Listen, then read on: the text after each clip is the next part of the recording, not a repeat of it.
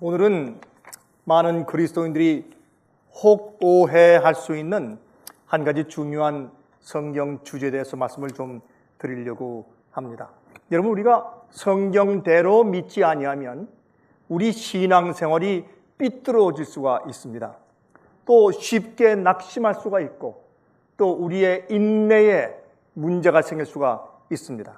그러므로 우리가 말씀대로 이해한다고 하는 것은 우리의 영생에 아주 절실한 것입니다. 그래서 성경대로, 성경 말씀대로 설교하고 가르치고 성경 말씀대로 항상 이해해야 합니다. 매일매일 우리 마음을 주의 말씀을 가지고 쇄신하며 살아가는 것이 우리의 의무인 것입니다. 주님께서 괜히 우리에게 성경 말씀을 주시고 영감의 글들을 기록해 주신 것이 아닙니다. 여러분, 우리가 거듭난 이후에 어떠한 육체를 가지게 되는 것입니까? 하는 것이 관건입니다. 자, 우리가 거듭난 이후에 우리 육체가 어떻게 변합니까? 거듭난 이전의 육체와 거듭난 이후의 육체는 어떠한 차이가 있을까요? 제가 그것을 오늘 좀 말씀드리려고 하는 것입니다. 많은 그리스도인들이 거듭난 이후에도 거듭나기 이전에 있었던 같은 죄의 유혹의 충동들이 올라오고, 그렇죠? 우리 마음속에서 거듭나지 아니한, 거듭나기 이전의 경험들이, 경향들이, 그 경험의 습관들이 기억나고 경향들이 여전히 시험을 주면서 혼돈하고 낙심케 하는 그런 경험들이 많이 있는 것입니다. 그래서 많은 사람들이 이러한 질문을 해오고 또 혼돈해하는 것이 사실입니다. 자, 여기서 많은 사람들이 이제 옛날 거듭나기 이전의 경향들이 아직도 내 몸 가운데 있는 것을 느끼고 또 그런 충동들이 올라오고, 제가 가끔 말씀드렸지만 우리가 무릎을 꿇고 거룩한 마음으로 기도하는 동안에도 이상한 생각이 우리 뇌에서 흘러가고 있는 것을 우리가 가끔 느끼는 것입니다. 그럴 때 우리가 어떻게 이것을 이해해야 합니까? 어떻게 된 것입니까? 아직 우리가 거듭나지 않은 것입니까? 그래서 많은 사람들이 내가 그러면 진정으로 거듭나지 않은 상태에 있는 것인가? 라고 혼돈하는 그런 경험들을 하는 것입니다. 자, 이것을 우리가 좀 이해하기 위해서 먼저 시작할 때 몇 가지 질문을 우리들에게 해보면서 아마 시작하면 좋을 것 같습니다. 첫 번째, 우리가 거듭난 후에도 거듭나기 이전에 같은 육체, 같은 몸을 가지고 있는 것입니까? Yes or no? Yes. 그렇습니다. 우리가 거듭나기 이전에와 거듭난 이후에 똑같은 다른 것이 없는 육체를 가지고 있습니다. 거듭난다고 해서 여러분 갑자기 쌍꺼풀이 생기거나 거듭난다고 해서 코가 더 뾰족해지는 것은 아니라 그 말입니다. 그렇죠? 두 번째 질문입니다. 그러면 우리가 거듭난 이후에도 같은 성질의 몸, 같은 내용 물질을 지닌 같은 몸을 가지고 있습니까? Yes. 그렇죠? 그 분명하죠? 자, 그러면 같은 몸을 가지고 있고 또한 같은 성질을 가지고 있다. 우리 그것을 인정했습니다. 세 번째입니다. 우리가 같은 몸을 가지고 있고 같은 성질을 가지고 있는 같은 인간의 육체를 가지고 있는 것이라면 그 육체는 거듭나기 이전에 같은 죄된 육체, 죄의 본성을 가지고 있는 같은 육체가 아닙니까? 맞습니까? Yes. 자, 보십시오. 그러면 우리는 거듭난 이후에도 거듭나기 이전에 같은 몸을 가지고 있습니다. 두 번째, 우리가 거듭난 이후에 가지고 있는 이 육체는 여전히 거듭나기 이전에 가지고 있었던 똑같은 동질의 그런 성질의 영향을, 경향을 그대로 지니고 있는 그런 육체를 우리가 가지고 있다 그 말입니다. 그렇다면은 우리가 같은 몸을 가지고 있는 이 몸은 죄된 몸입니다.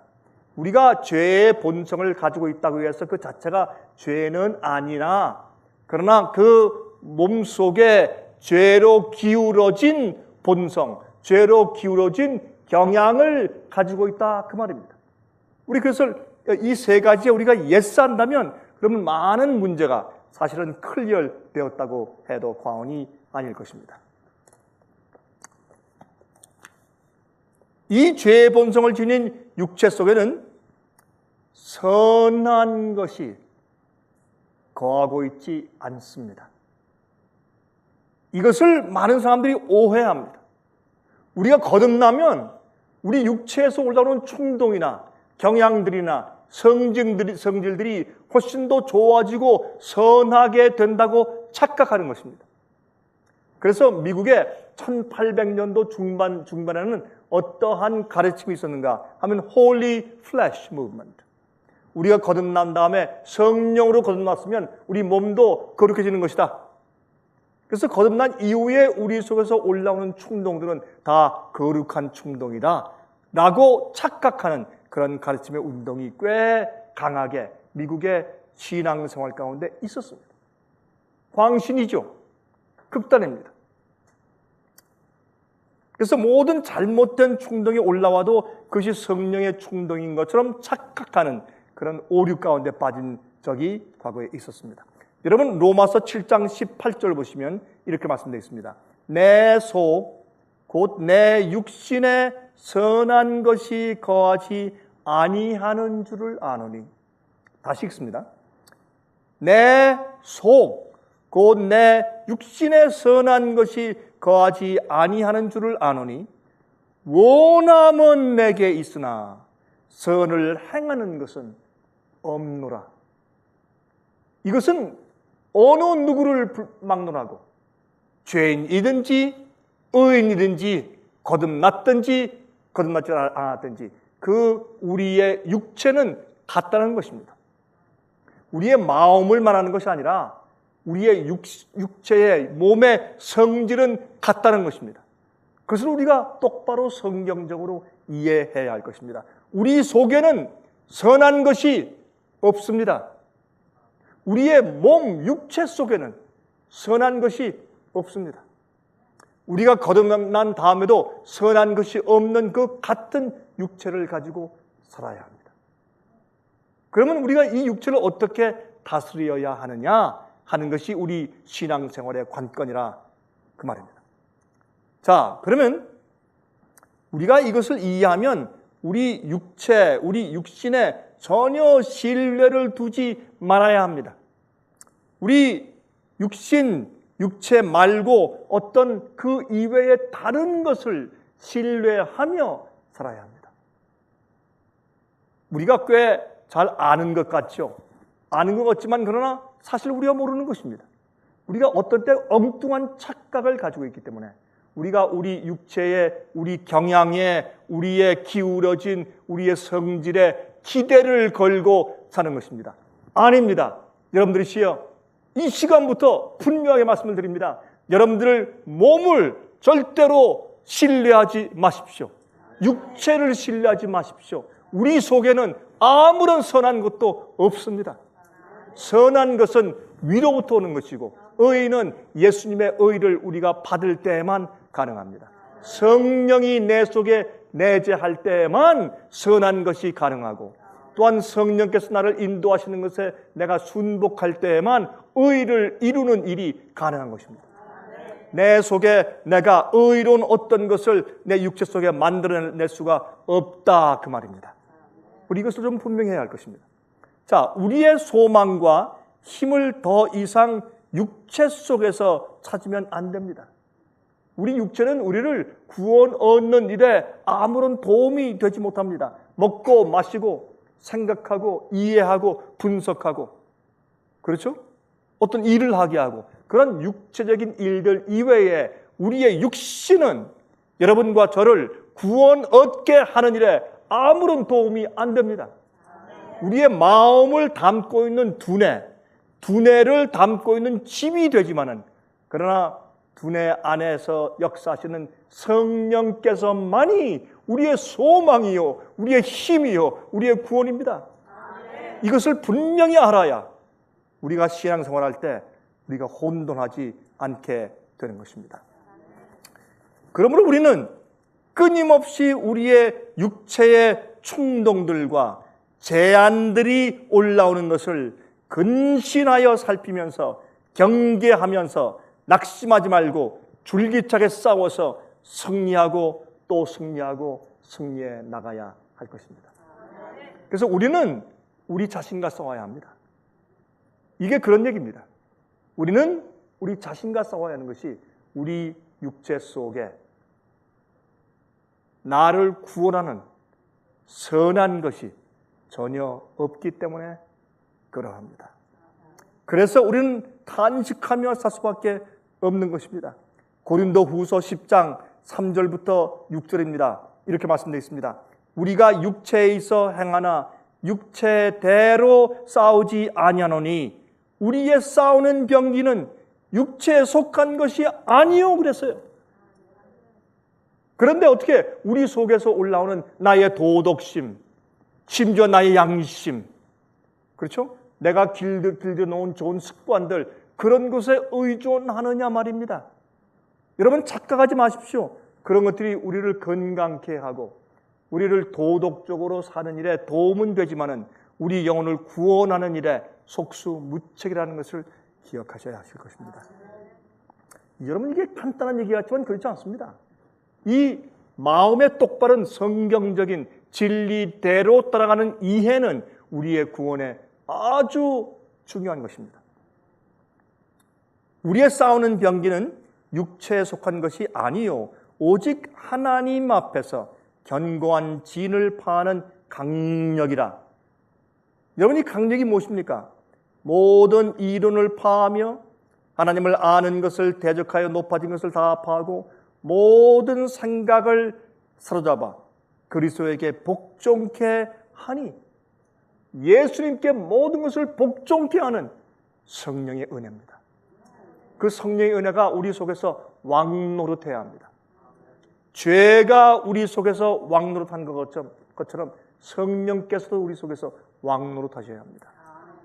왕노릇하도록 우리가 허용해야 합니다. 백성이 복종하지 아니할 때, 굴복하지 아니할 때 왕은 없습니다. 항상 혁명을 일으키고 도발하는 것입니다. 반역이 있는 것입니다. 그러므로 우리는 왕께 순복해야 합니다. 예수님께서 우리의 구세주가 되시는 즉시로 우리의 주인과 우리 왕이 되시게 해야 할 것입니다. 너희의 복종이 온전히 될 때 모든 복종치 않는 것을 벌하려고 예비하는 중에 있노라. 여러분, 왜 우리의 성품 변화가 필요한가?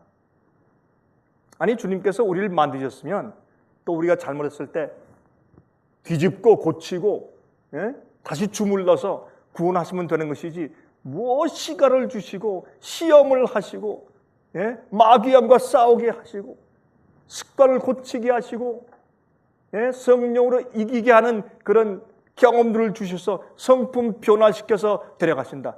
얼마나 귀찮은 일입니까? 꼭 그런 일이 필요하느냐 말입니다.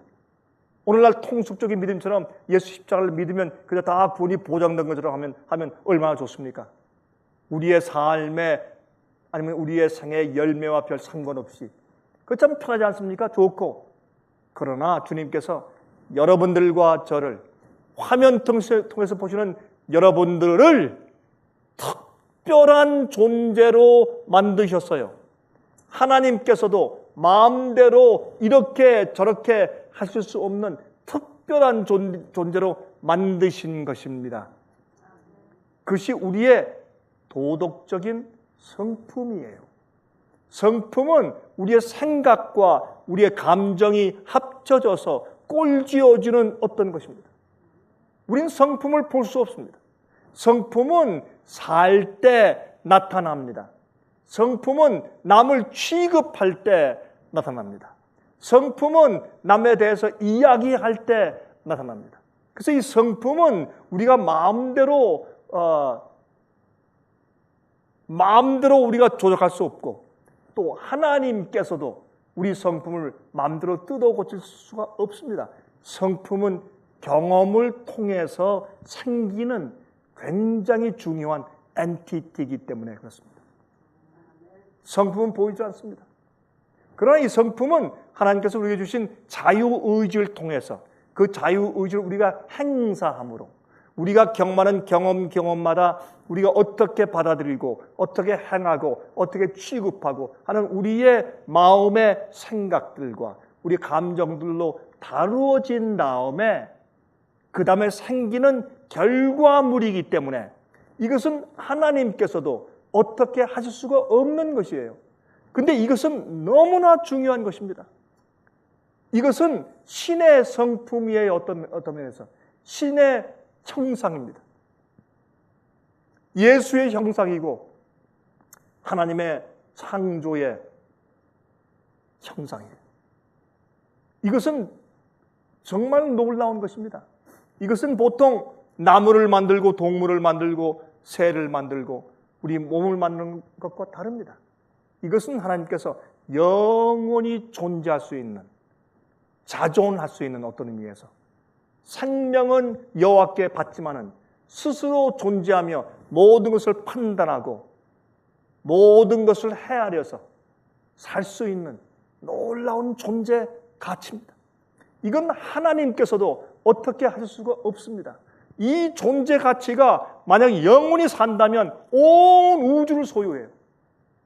여러분들은 그 엔티티, 그 성품을 가지고, 그 성격, 그 성품을 가지고 온 우주를 날아다니면서 다른 성품을 가진 다른 개체들과 사귀고 더 성장하고 발전하고 영원히 우주, 하나님께서 창조하신 창조물들을 소유해서 다스리는 그런 능력이 있는 개체인 것입니다. 이 가치가 어마어마합니다. 사람이 없는 지구, 소용이 없어요. 이러한 가치 있는 품성을 가지지 않은 그러한 동물만 있다. 우주의 존재 가치가 없는 것입니다. 이러한 놀라운 성품을 가진 그런 특별한 존재들이 우주를 다니며 우주를 지배하고 또 우주를 다스리고 판단하기 때문에 우주의 존재 가치가 있는 것이에요. 하나님만 댕그러니 혼자 계시는 것도 아닙니다. 천사들이 있고 우주 거민들이 있고 구원받은 성도들이 있는 것입니다. 그러므로 이 한 명 한 명의 가치는 우주만큼 큰 것입니다. 우리는 지금 별로 아는 것이 없어요. 너무 조금 압니다. 우리가 안다고 해서 얼마나 압니까? 여러분 세상을 얼마나 여행해 보았습니까? 다른 사람들을 얼마나 많이 압니까? 다른 사람들의 풍습을 얼마나 많이 압니까? 다른 사람들의 생각을 얼마나 많이 합니까? 여러분, 그러나 우리는 이 지구뿐만이 아니라 우주 세계를 여행하면서 많은 것을 아는, 나중에 하나님의 창조의 신비까지 꿰뚫어 알게 되는 놀라운 존재로 성장하게 되는 것입니다.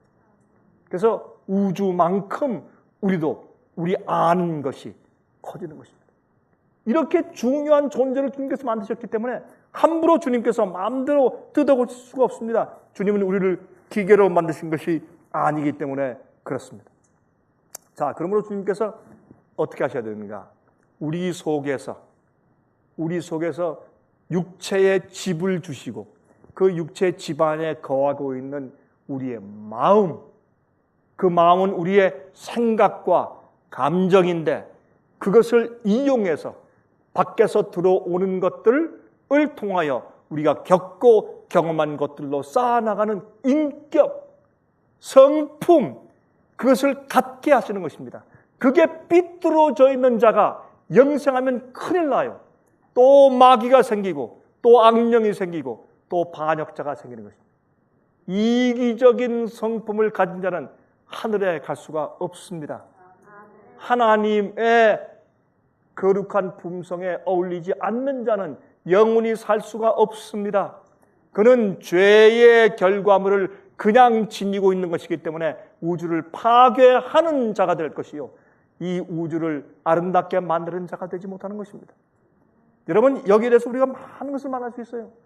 그러나 결론적으로 여러분과 제 마음 가운데 가지고 있는 개체, 그 엔티티, 우리가 쌓아야 되는, 우리가 경험적으로 겪어서 쌓아 올라져야 하는 우리의 인격과 우리의 성품은 우리 존재 전부 다합니다. 이 복종이 우리의 주님을 대적해서 높아진 모든 것을 파해버리고 모든 생각까지 사로잡혀서 예수님께 복종케 되는, 여러분, 모든 우리 생각까지도 주님께 어떻게 복종됩니까? 하나님을 알 때, 그분의 사랑을 이해할 때, 그분의 놀랍고 고귀한 성품을 이해할 때, 너무 주님을 닮고 싶어서 내 속에 있는 모든 것을 배설물로 버리고 싶은 바울의 심령이 생길 때, 그래서 나의 모든 것을 주 앞에 다 바쳐서 주님 섬기며 주님을 따르는 것이 가장 고상하고 아름답다는 것을 내가 절실하게 느낄 때, 그때 그것이 가능한 것입니다.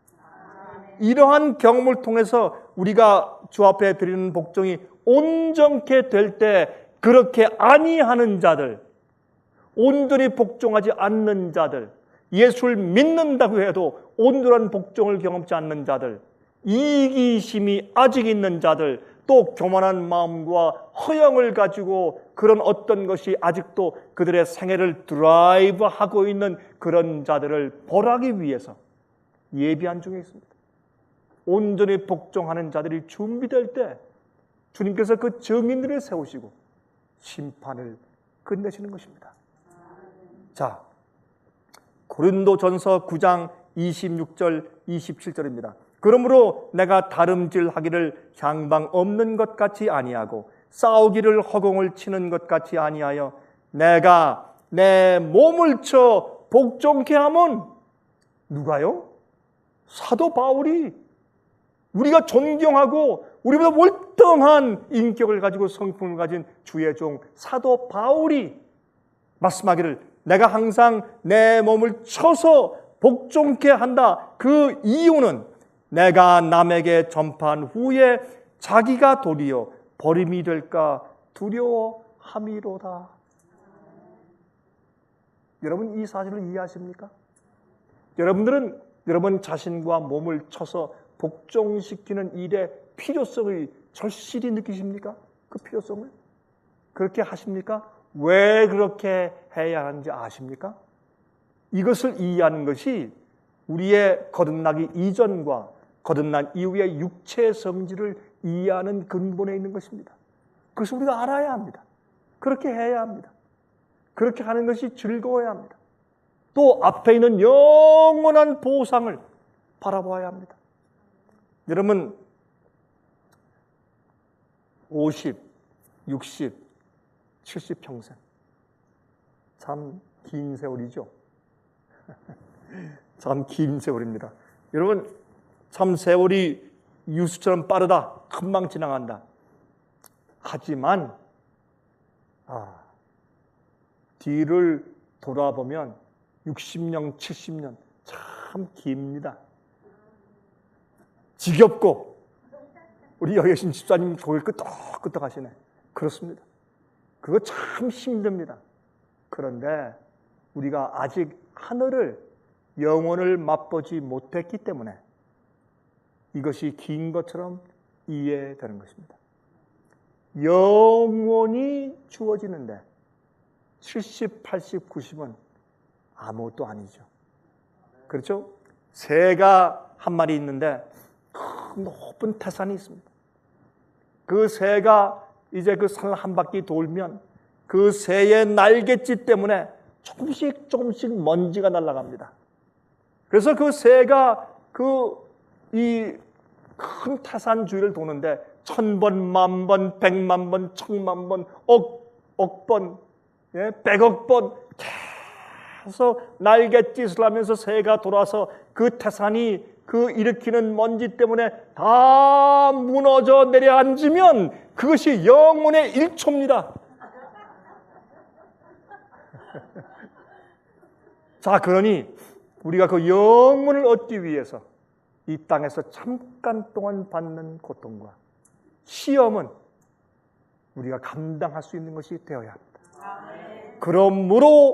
그럼에도 불구하고 우린 주 앞에 감사하고 늘 주님께서 우리에게 은혜를 베푸셔서 우리를 도우시고 시험 시간을 주신 것에 대해서 오히려 감격해야 할 것입니다. 빌립보서 3장 12절부터 16절까지 있는 말씀을 읽습니다. 이렇게 말씀되어 있습니다. 내가 이미 얻었다 함도 아니요 온전히 이루었다 함도 아니라 오직 내가 그리스도 예수께 잡힌 바 된 그것을 잡으려고 쫓아가노라. 형제들아, 나는 아직 내가 잡은 줄로 여기지 아니하고 오직 한 일 즉 뒤에 있는 것은 잊어버리고 그 앞에 있는 것을 잡으려고 표대를 향하여 그리스도 예수 안에서 하나님이 위에서 부르신 부름의 상을 위하여 쫓아가노라. 그러므로 누구든지 우리 온전히 이룬 자들은 이렇게 생각할지니 만일 무슨 일에 너희가 달리 생각하면 하나님이 이것도 너에게 나타내시리라. 오직 우리가 어디까지 이르렀든지 그대로 행할 것이라. 인내하면서 끝까지 가란 말입니다. 우리가 아직 목표물에 이르지 않았습니다. 우리가 한 열즉 뒤에 있는 것을 잊어버리고 앞에 있는 것을 잡으려고 표대를 향해서 달려가고 있습니다. 이것이 사도 바울의 간증이었습니다. 그는 매일 달려갔습니다. 어떤 분이 저한테 그래요. 고통스러울 때는 옆에 칼이 있으면 목을 콱 찔러서 빨리 내 숨을 좀 거두었으면 좋겠다. 솔직히 인생 생활이 괴로울 때가 많습니다. 고통스러울 때가 많고 기쁘고 행복하고 감격스러운 것보다 어려울 때가 더 많은 것은 사실이죠. 부자나 가난한 자나 똑똑한 자나 무식한 자나 이 일은 매일반입니다. 그럼에도 많은 사람들이 하나님께서 우리에게 주실 놀라운 보상을 사람들이 이해하지 못하는 것입니다. 무엇을 주시려고 하는지를 이해하지 못하는 것입니다. 왜 그렇습니까? 주의 말씀 속에 있는 계시를 받지 못하기 때문에 그러합니다. 참 답답하죠. 참 답답합니다. 자, 그러므로 거듭날 때 옛 마음에 새 몸을 입혀주시는 것이 아니라 옛 몸에 새 정신, 새 영, 새 마음을 넣어주시는 것입니다. 우리의 생각 구조가 바뀌는 것입니다. 마음이 딸깍 바뀌는 것이지 우리의 마음속에 새 몸을 주시는 것이 아니라 그 말입니다. 자, 빌립보 2장 5절. 그러므로 보세요. 너희 안에 이 마음을 품으라. 이 육신 아닙니다. 마음을 품으라. 곧 그리스도 예수의 마음이니. 마음이에요. 로마서 12장 1절 2절. 그러므로 형제들아, 내가 하나님의 모든 자비하심으로 너희를 구원하노니 너희 몸을 하나님이 기뻐하시는 거룩한 산 제사로 드리라. 이는 너희의 드릴 영적 예배니라. 우리가 드려야 할 영적인 예배가 있어요. 근데 그걸 어떻게 된다? 우리 몸을 드리란 말이에요. 산 제사로. 우리가 살아있는 우리 생애 자체, 이 살아있는 제사를 드리란 말이에요. 그러면 이게 무슨 말인가? 여기 보세요. 너희는 이 세대를 본받지 말고 오직 마음을 새롭게 함으로 변화를 받아 하나님의 선하시고 기뻐하시고 온전하신 뜻이 무엇인지 분별하도록 하라. 여기 보세요. 다시요. 너희는 이 세대를 본받지 말고 오직 마음을 새롭게 함으로 변화를 받아. 매일매일 성령의 은혜를 받으십시오. 성령의 은혜는 우리 마음 가운데 새로운 동기를 주시고 새로운 소원을 주시며 우리 마음과 우리의 감정들이 올바로 이 세상의 일들에 대응하고 취급할 수 있도록 도와주시는 분입니다. 그것이 하나님께서 성령을 통해서 우리 마음속에 구원을 이루시는 것이에요. 그 일은 하나님이 내 속에서 그것을 이루시는 것이지 내가 애써서 노력해서 무엇을 얻는 것이 아닙니다. 의인은 성령께서 내 마음속에 내 생각과 감정에 도움을 주셔서 새로운 은혜를 주셔서 내가 내 이 세상에서 이루어오는 경험들과 그런 관계들 속에서 어떻게 그것을 다루고 취급하느냐 하는 관건에서 성령께서 내 속에 의롭게 그것을 판단하고 그것을 다룰 수 있도록 도와주시는 것이에요. 그것이 하나님께서 내 속에서 의를 이루시는 과정이에요. 그것은 내가 하는 것이 아닙니다. 우리는 육체의 연약함과 육체의 죄됨을 인정해야 합니다. 그리고 우리 마음속에 있는 것들을 도와주시기 위해서 성령의 은혜를 간구해야 합니다. 우리의 마음은 항상 위를 향해 있어야 합니다. 그리고 주님의 도우심을 기대해야 합니다. 우리가 주의 도우심을 기도하고 간구해야 합니다. 그래서 예수께서 이 육체 가운데 거하실 때 심한 통곡으로 눈물과 간구하심으로 아버지의 응답을 들으셨다. 그렇게 히브리서 5장에 말씀했지 않습니까? 우리 그것을 이 구원의 과학을 이해해야 할 것입니다. 이렇게 할 때에 우리 몸이 주 앞에 산 제사로 드릴 수 있는 우리가 드릴 영적 예배가 된다 그 말입니다. 우리 몸만 드리는 거 소용이 없어요. 우상숭배예요. 우리 몸속에 담고 있는 우리 마음을 매일매일 새롭게 변함을 받아 주 앞에 헌신하고 굴복해야 합니다. 그럴 때 주님께서 의로운 제사로 받으시는 것입니다. 왜? 성령께서 우리의 마음속에 들어와서 내 마음을 의롭게 만드셨기 때문에 그것이 의로운 제사가 된다 그 말입니다. 로마서 7장 23절부터 25절 내 지체 속에서 한 다른 법이 내 마음의 법과 싸워 내 지체 속에 있는 죄의 법 아래로 나를 사로잡아 오는 것을 보는도다. 오라 나는 곤고한 사람이로다. 이 사망의 몸에서 누가 나를 건져내랴. 여러분, 이 사망의 몸은 우리 몸속에 있는 죄의 본성 그 자체만 말하는 것이 아니에요. 그 속에 담겨져 있는 마음이 제대로 변화가 안 됐어요. 그건 죽을 몸이에요. 나를 죽게 만들고 남들을 불행하게 만드는 사망의 몸입니다. 여기서 누가 나를 건져낼 것인가? 우리 주 예수 그리스도로 말미암아 하나님께 감사하리로다. 그런즉 내 자신이 마음으로는 하나님의 법을 육신으로는 죄의 법을 섬기노라 그랬습니다.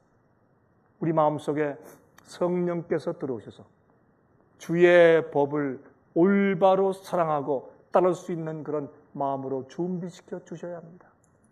그래야 우리가 주님의 법을 마음으로 섬기게 되는 것입니다. 1937년도 5월 6일자에 독일에서 떠난 힌덴버그 에어블림프. 여러분 그 풍선 비행기 있죠? 저 구디얼 같은 거 그렇죠? 이런 풍선 비행기. 제일 처음으로 그것이 대서양을 횡단해서 독일에서 미국에 왔습니다. 첫 번째 이제 항해에서 성공했어요. 그래서 미국에 와서 이제 그 목적지인 뉴저지 주에 있는 레이크허스트 도시의 공항 위에 착륙하려고 하다가 그만 큰 불이 나서 폭발되어서 그 안에 있는 사람들이 다 죽고 말았습니다. 여러분, 사람들이 눈에 이제 기쁘게 나가서 사람들을 환영하려고 하다가 깜짝 놀라서 그 대폭발하는 장면을 목격하게 되었습니다. 그 유명한 힌덴버그 그 풍선 비행기의 폭발이죠. 근데 왜 그랬는가? 이 에어블림프 안에 있는 수소 그 가스를 통과시키는 수소관에 조그만 파이프 선이 새고 있었습니다. 그것이 어떤 전기선과 부딪혔을 때 폭발하고 말았습니다.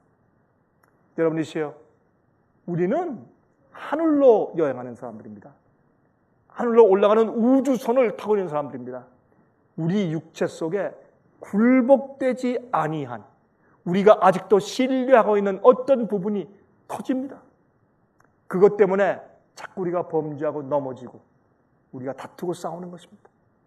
우리 육체를 신뢰하지 말아야 합니다. 내 육체 속에 들어오는 많은 판단들을 여러분들이요, 신뢰하지 마십시오. 주의 말씀을 신뢰하고 성령의 감동을 신뢰하십시오. 특별히 중요한 관건들이 생길 때 주 앞에 기도하십시오. 그리고 주께서 주시는 감동을 받으십시오.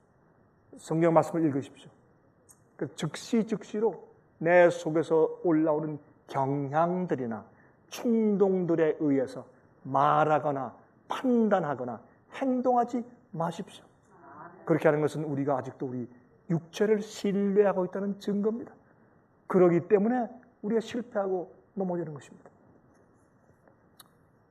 1986년도 1월 28일자 11시 38분 1986년도 1월 28일자 11시 38분에 플로리다주 케이프 케네디에서 발사된 지 73초 만에 챌린저 로켓가 우주선이 73초 만에 공중에서 폭발했습니다. 마치 무슨 불꽃을 하는 것처럼 굉장한 그런 빛을 내면서 폭발했습니다. 여러분, 거기에 있는 여교사, 정말 많은 사람들이 애도한 그 여교사와 함께 5명의 우주인들이 다 죽고 말았습니다. 여러분, 그 큰 기대를 가지고 발사된 지 박수 소리와 함께 발사된 지 73초 만에 터졌습니다. 왜 그런지 아십니까? 큰 문제가 아니었습니다. 어떤 그 가스 이 배관에 조그만 이런 그 파이프에 걸려있던 오링, 동그란 그런 까만 그런 그 고무바퀴 있죠. 그 오링이 샜습니다. 그 조그만 오링이 샜기 때문에 그거 하나 때문에 그 큰 우주선, 그 많은 중요한 인명들, 그 많은 돈들, 그 기가 막히게 설립된 그 우주선 챌린저가 폭파되고 말았습니다. 여러분이요, 우리는 우리의 육신을 신뢰하지 말아야 합니다. 우리 육신에서 올라오는 경향들을, 우리 육신에서 올라오는 충동들을, 내 마음과 내 경험 속에서 올라오는 판단들을 신뢰하지 말아야 합니다. 우리는 하나님을 신뢰해야 합니다. 이것이 우리 속에 습관화되어야 합니다. 그렇게 할 때 우리의 성품이 거룩하게 변화되는 것입니다. 어디에 따라서?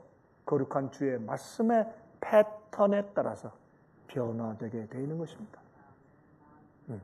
로마서 8장 1절부터 10절에는 이렇게 말씀되어 있습니다.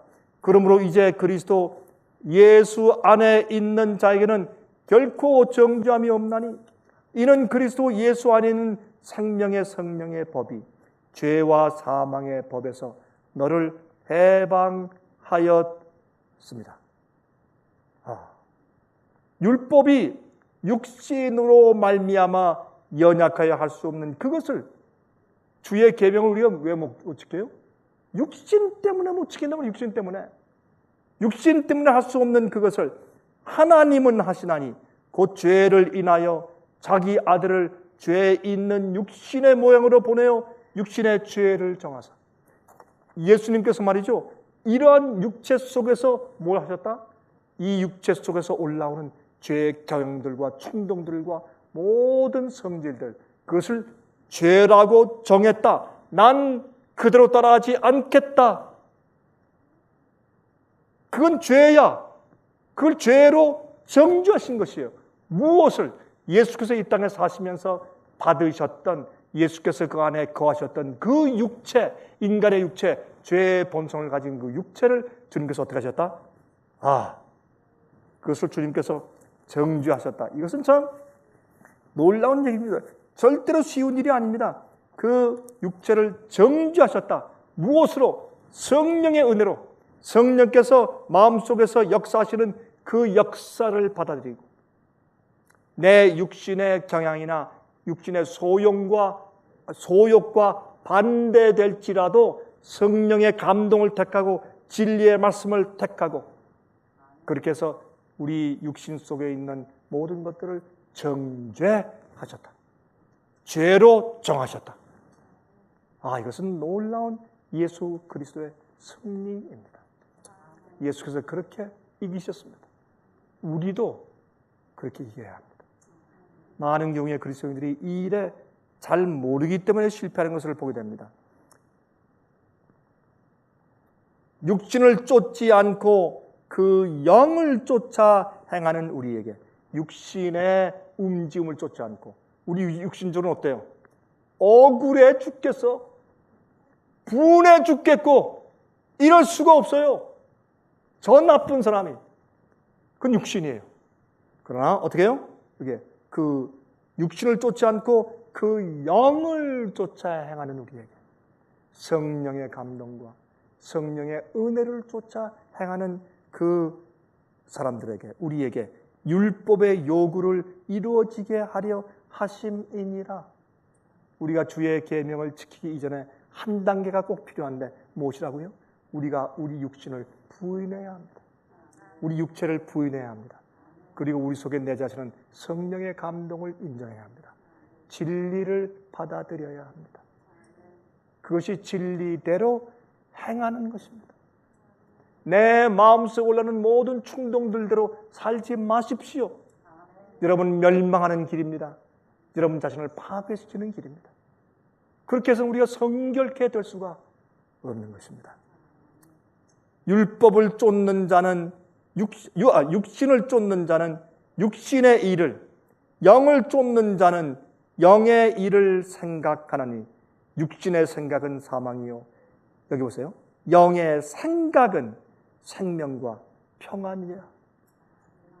우리 마음속에 역사하시는 성령께서 주시는 생각, 우리 생각을 순결하게 만드신 성령의 그 역사, 그 결과, 그 영의 생각은 평안이에요. 그것을 쫓아야 할 것입니다. 그것이 생명이라 그랬습니다. 그것이 생명입니다. 우리의 생각은 하나님과 원수가 되나니 이는 하나님의 법에 굴복치 아니할 뿐 아니라 할 수도 없음이라. 육신에 있는 자들은 하나님을 기쁘시게 할 수 없느니라. 만일 너희 속에 하나님의 영이 거하시면 너희가 육신에 있지 아니하고 영에 있나니, 누구든지 그리스도의 영이 없으면 그리스도의 사람이 아니라. 예수의 영, 성령께서 없는 사람, 성령의 역사가 그렇게 해주지 않는 자는 그리스도인이 아닙니다. 여러분, 남에게 가서 사과하는 것이 쉽습니까? 참 어려워요. 자기를 낮추고 가서 고개를 숙이는 것은 어렵습니다. 그것이 예수의 겸비함입니다. 그것은 성령의 감동을 내가 따라하는 것입니다. 이렇게 그리스도의 영이 내 마음 가운데서 역사하지 않으면 그것은 예수의 사람이 아니라, 또 그리스도께서 너희 안에 계시면 몸은 죄로 인하여 죽은 것이나 영은 의를 인하여 산 것이니라. 예수께서 그 영으로 내 마음 가운데 내재하시면 내 몸은 죽었어요. 내 육체 속엔 선한 것이 없어요. 내 육체는 죄의 본성입니다. 그러나 죽었지만은, 그러나 내 마음은 영은 의를 인해서 살아있는 것이에요. 의는 무엇입니까? 다시 한번, 주님의 성령께서 은혜로 감화로 능력으로 내 마음속에 들어오셔서 내가 허영했기 때문에 내 생각과 감정을 순화시켜서 하나님의 뜻대로 살도록 인도하시는 그 자체가 의예요. 우리가 예수께로부터 받는 의, 믿음으로 말미암은 의, 그리스도의 의의 옷을 입는다 하는 것은 그런 실제적인 우리 마음속에 있는 경험들인 것입니다. 에스겔 36장 25절부터 27절, 맑은 물로 너에게 뿌려서 너희로 정결케 하되 곧 너희 모든 더러운 것에서와 모든 우상을 섬김에서 너희를 정결케 할 것이며, 또 보세요. 어떻게 우리를 거듭나게 하시고 우리를 살게 하시는가. 또 새 영을 너희 속에 두고 새 마음을 너희에게 주되 너희 육신에서 굳은 마음을 제하고 부드러운 마음을 줄 것이며 또 내 신을 너희 속에 두어 너희로 내 율례를 행하게 하리니 너희가 내 규례를 지켜 행할지라. 이게 의의 역사예요. 이게 구원의 역사고 이것이 새 언약입니다. 그러므로 우리는 우리가 가지고 있는 죄된 육신 때문에 낙심하지 말아야 합니다. 우리는 우리 육체의 성질을 이해해야 합니다. 우리는 우리의 육신을 신뢰하지 말아야 합니다. 여러분, 우리가 하늘에 가서 거룩한 천사와 우주 거민들과 하나님과 영원히 살 터인데 그 분위기는 우리가 생각하는 것보다 훨씬 더 고결하고 아름다운 것입니다. 그 속에 진정한 행복이 있습니다. 거기에 어울리는 자가 되기 위해서 우린 지금부터 훈련해야 합니다. 시험 받아야 합니다. 그래서 우리가 하늘에 어울리는 성품을 꼴지워야 합니다. 어렵다고요? 그렇지 않습니다. 위에서 하든지 그 준비하는 훈련 과정은 똑같은 것입니다. 하늘에서 하든지 땅에서 하든지. 자, 생각해 보세요. 환경이 중요한 것이 아니라 우리의 순복함과 우리의 복종이 중요하다 그 말입니다. 여러분 이 얘기를 얼마나 이해하게 되실지 모르겠습니다. 로마서 5장 20절 21절 율법이 가입한 것은 범죄를 더하게 하려 함이라. 그러나 죄가 더한 것은 은혜가 더욱 넘쳤나니 이는 죄가 사망 안에서 왕노릇한 것 같이 은혜도 또한 의로 말미암아 왕노릇하여 우리 주 예수 그리스도로 말미암아 영생에 이르게 하려 합니다.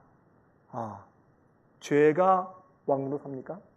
그건 무슨 말입니까? 죄는 파업니까? Yes. 의도 파업니까? Yes. 은혜도 파업니까? Yes. 죄가 파워라면 성령의 역사, 은혜는 더 큰 파워입니다. 죄가 왕노릇한 것보다 은혜는 더 크게 우리 속에서 왕노릇할 수가 있다. 그 말씀을 여기에 쓰신 것입니다. 그러므로 이 성경은 이기는 자에게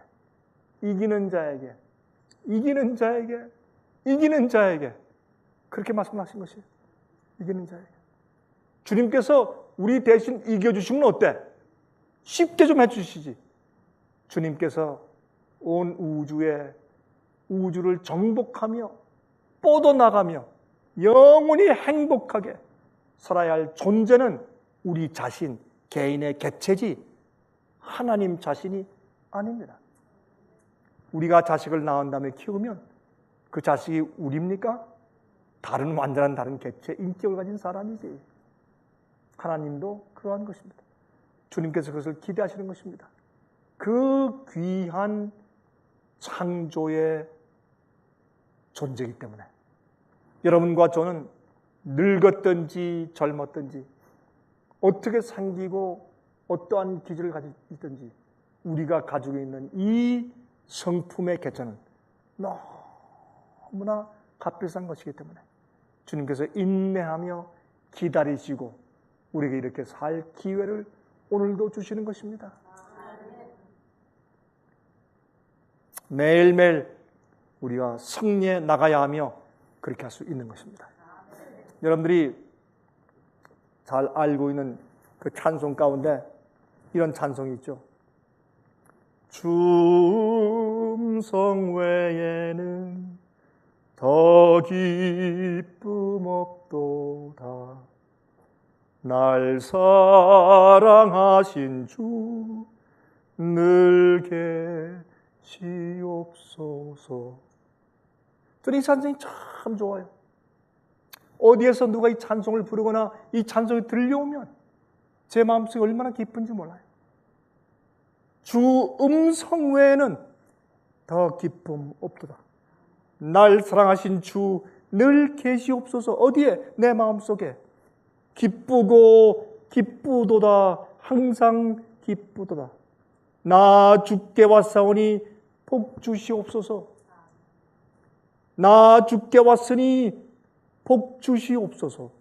주 함께 계시면 큰 시험 이기네.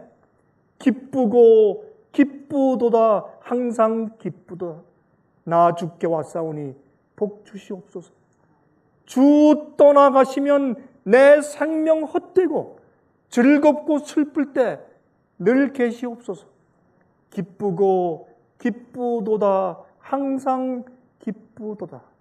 나 주께 왔사오니 복 주시옵소서.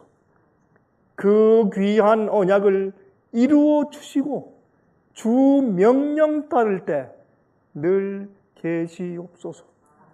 기쁘고 기쁘도다. 항상 기쁘도다.